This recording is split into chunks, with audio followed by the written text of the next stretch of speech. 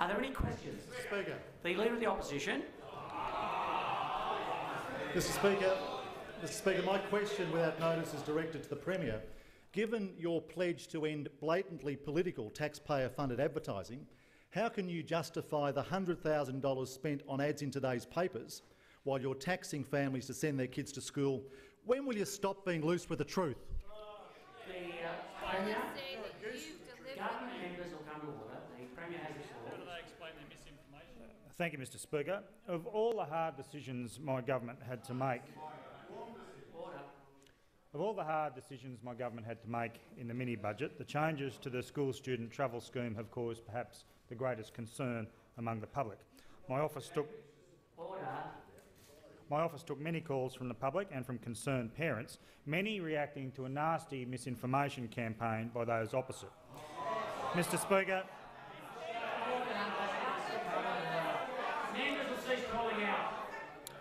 Mr. Speaker, the opposition, as usual, seized on the issue to run a devious and dishonest scare campaign designed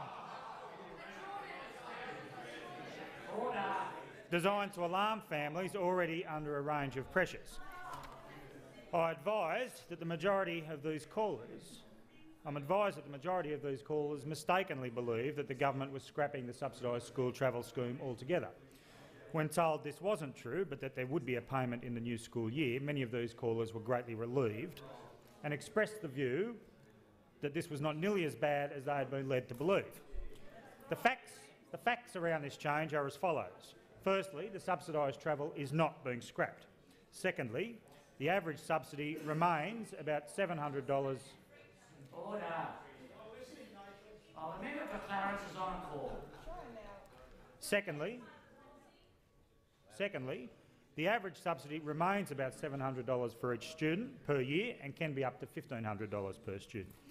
Third, from next year, the scheme's benefits will be expanded to include travel up till 7 p.m. to allow participation in after-school activities such as football training and band practice. Previously, it was 4:30. Fourth, it will also allow students to nominate 2 addresses, allowing them to travel between school and both homes of separated parents or to a grandparent or family friends. Fifth, for a full year's travel, parents are asked to contribute $45 for an infants or primary school pass and $90 for a high school student's pass.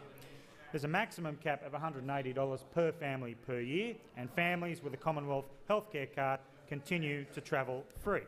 Now, Mr. Speaker, it's very clear to us that this fundamental information had not got through to many members of the public who have been Leader of the Opposition will cease interjecting. Very clear to us that that fundamental information hadn't got through sufficiently.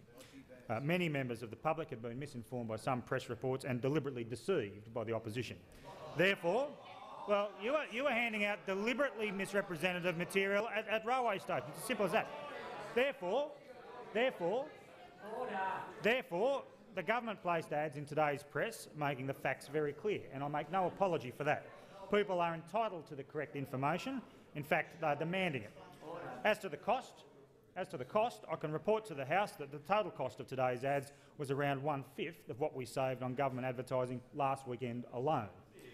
I've said that we are serious about cutting advertising, and we have in a big way, but there are occasions when the public demands important information, and we will act to see that they get it.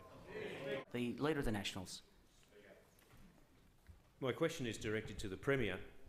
Considering your Education Director-General confirmed last week you haven't yet decided how to administer your new tax on student travel, how can country families have confidence you've considered their needs when country bus journeys are longer, run by private operators and involve routes that may be abolished if they're not subsidised by current numbers of passengers?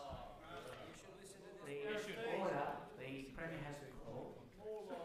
Well, Mr. Speaker, the campaign of misinformation continues. The school student transport scheme will continue to get kids to school no matter where they live or what kind of school they go to. For low-income families, school travel will still be free. For most families, a small co-payment will be required. That's what I've outlined. $45 for those students in primary school and infant school, $90 for those students in secondary school. remains the most generously subsidised scheme in Australia. It wasn't a decision we took lightly, but it is a responsible decision to allow us to continue this program into the future.